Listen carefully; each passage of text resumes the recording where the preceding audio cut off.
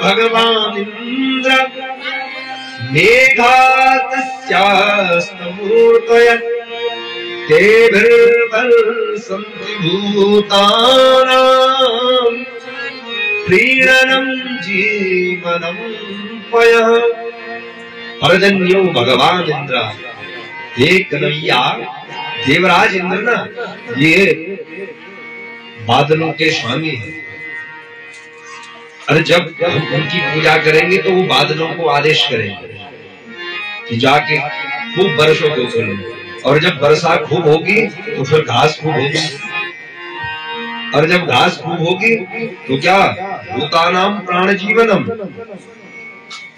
ये जो गौवे हैं इनका खूब चारा होगा, और जब ये गौवे खूब चारा खाएंगी तो फिर क्या प्रीणनम जीवनम पयः, तब जाकर के ये गौवे दूध देंगी और उस दूध से तुम और हम पलेंगे। क्योंकि भैया हम तो गौचारण करने वाले हैं और गाय पर ही आश्रित हैं। जब भगवान से इस प्रकार नंद बाबा ने कहा तो भगवान अपने पिता को समझाने लगे, अरे पिताजी ऐसा नहीं है जैसा आप कह रहे हो कि देवराज इंद्र जब बादलों को कहेगा तब बारिश लगेगी, तब बारिश लगने से प्रकृति घास उगाएगी, फिर घास को हमारी गौएं खाएंगी और फिर गौएं दूध देके हमें पालेंगी, ऐसा कुछ नहीं है। तो नंद बाबा कहने लगे फिर कैसा है रे कनुआ, बता तू बता, बड़ा समझदार हो रहा है। पिताजी सुनो, कर्मणा जायते जंतु कर्मणैव विलीयते, सुखं दुःखं भयं क्षेमं कर्मणा वा विपद्यते, कर्मणैवाभिपद्यते।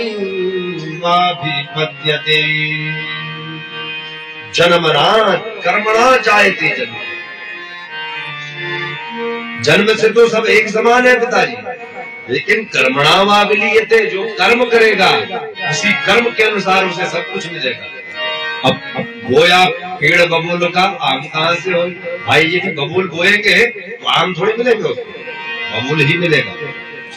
इसी प्रकार कर्म, पिता जो इस संसार में जीव मात्र आ गया है, देहधारी हो गया है, वो जन्म से जंतु है, जन्म से जंतु है, एक समान, लेकिन कर्मों के अनुसार कर्मणा वा विलीयते, कर्मों के अनुसार उसे उसका भाग्य प्राप्त होता है, उसे उसका भाग प्राप्त होता है, उसका हिस्सा प्राप्त होता है। ब्रह्मा जी के द्वारा दुखम सुखम दया क्षेमम भयम क्षेमम, दुख हो सुख हो ये तो पहले ही निर्धारित हो गया है कर्म से, लेकिन कर्म कभी कभी हमारे कर्म हमारे दुखों का निवारण कर देते हैं। आस्तिक यदि हम हो तो आस्था से